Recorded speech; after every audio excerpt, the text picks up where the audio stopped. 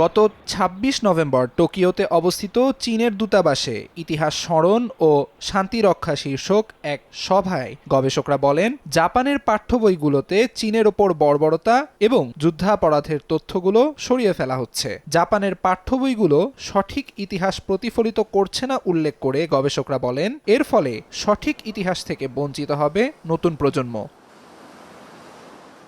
ইতিহাস আড়াল করার এই অপচেষ্টাকে জাপান সরকারের দ্বৈত মনোভাব এবং বিশ্বাসযোগ্যতার অভাব হিসেবেই দেখছেন মেইজি গাকুইন বিশ্ববিদ্যালয়ের আন্তর্জাতিক শান্তি গবেষণা ইনস্টিটিউটের ভিজিটিং ফেলো ইশিদা রিউজি। নিজেদের জনগণ এবং আন্তর্জাতিক সম্প্রদায়ের সামনে ইতিহাসের প্রতি জাপান সরকারের দ্বৈত মনোভাব স্পষ্ট। এতে ভুক্তভোগীদের প্রতি অনুশোচনা এবং বিশ্বাসযোগ্যতার অভাব প্রমাণিত।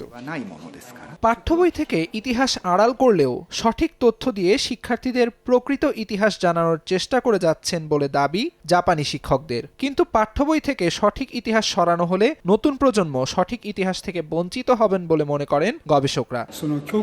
এখন পাঠ্য বইয়ের ইতিহাসের অংশ ক্রমশ কমে আসছে। তরুণ শিক্ষকরা যদি নিজেরা ইতিহাস না জানেন, তাহলে তারা শিক্ষার্থীদের প্রকৃত ইতিহাস শেখাতে পারবেন না। ইতিহাসের সত্যতা অস্বীকার করা যে শুধুমাত্র ভবিষ্যৎ প্রজন্মের মধ্যে বিভ্রান্তি তৈরি করবে তাই নয়, আঞ্চলিক শান্তি ও স্থিতিশীলতাকে বাধাগ্রস্তও করতে পারে। তাই জাপান সরকারকে ইতিহাসের প্রতি সঠিক দৃষ্টিভঙ্গি গ্রহণের আহ্বান জানিয়েছেন সংশ্লিষ্টরা। আমিরুল ইসলাম আলিফ, সময় সংবাদ।